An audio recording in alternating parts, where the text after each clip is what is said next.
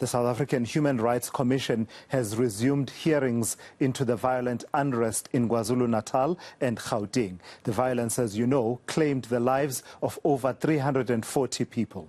An expert panel report released earlier this month found police had insufficient capacity to curb the violence. Our reporter, Manqoba Mchunu, is following this second leg of the hearings and joins us now for an update. So, Manqoba, what have been the main highlights of what has come out from Bheki Cele's testimony today around the preparedness of the police, ability to respond, and where failures emerged?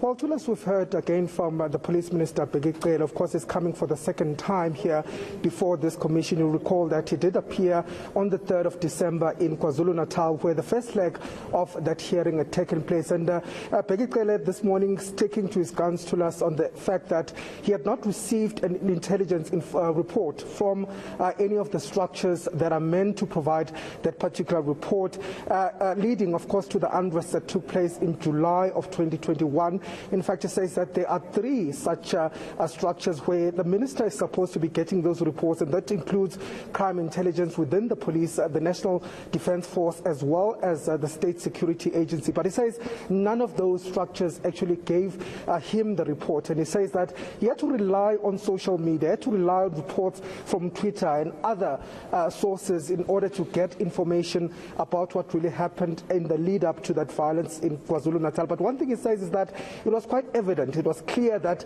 something big was going to happen. He was himself in KwaZulu-Natal at the time when this violence broke, but what he says is that his commissioner, the National Commissioner of Police, was nowhere to be seen. But I think the biggest shock of all, or the revelation that was shocking this morning to us, is around the fact that Bheki Cele says he only received that intelligence report after he testified before this hearing on the 3rd of December. So that's about 5 months later. But let's take a listen to what he had to say. It was clear that something was going to happen. Information, when it comes to intelligence, I don't know other people in other structures, but personally, I don't remember any form of intelligence information coming to me.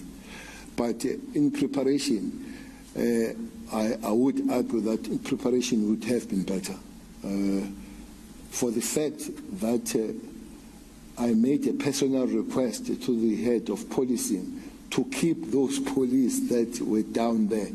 That was an indication that something was suspected to come, that was going to come, and it would then help that there was a build-up on that understanding with what had happened. Not just necessarily on that day, even on the 4th, when scores of people were going to Nkandla, scores of cars were driven blocking the roads. I remember Provincial Commissioner of KZN physically on the street trying to negotiate those. So it did not just come boom. There was a build-up going towards that.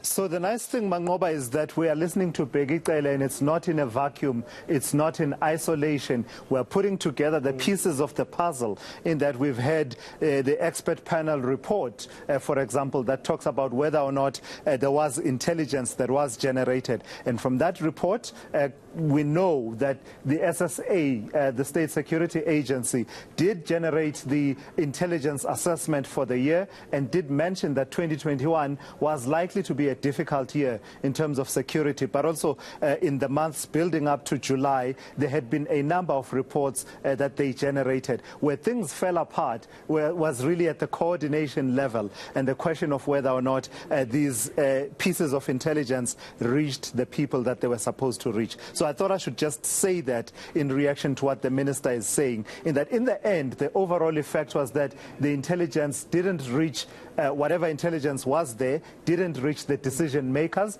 and led to the state being ill-prepared in its response. Finally then, Manqoba, we're also gleaning from this hearing from today, this dynamic that we've been talking about between the police minister and the police commissioner. There was something that came out from his testimony around the suspension of the head of crime intelligence.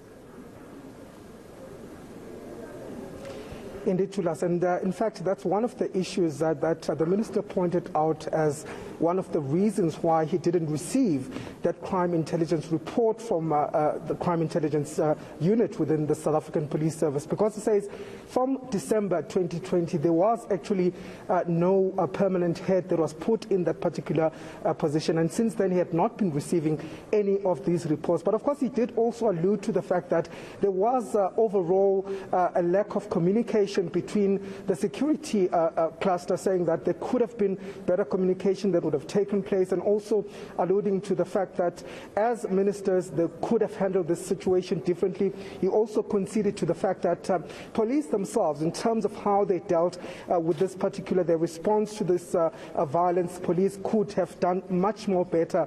And again, speaking to the issue of the National Police Commissioner, who he says was nowhere to be seen at that particular time. So those are some of the issues. We are, of course, expecting them to interrogate further that report that was issued by the panel expert, and to ask more questions to Bheki Cele about that particular report and his views around some of those findings of that report. Yeah, all right. Thank you for that. We'll get an update from you a bit later on. That's eNCA's Manqoba Mchunu attending the hearings by the South African Human Rights Commission. And as I say, all of these developments are not in a vacuum, even as they insist to Bheki Cele and Ketla Sithole that, oh, it's hunky-dory between the two of them. Well, you can see for yourself. You just need to listen to Bheki Cele when he resumes later on at 2 p.m.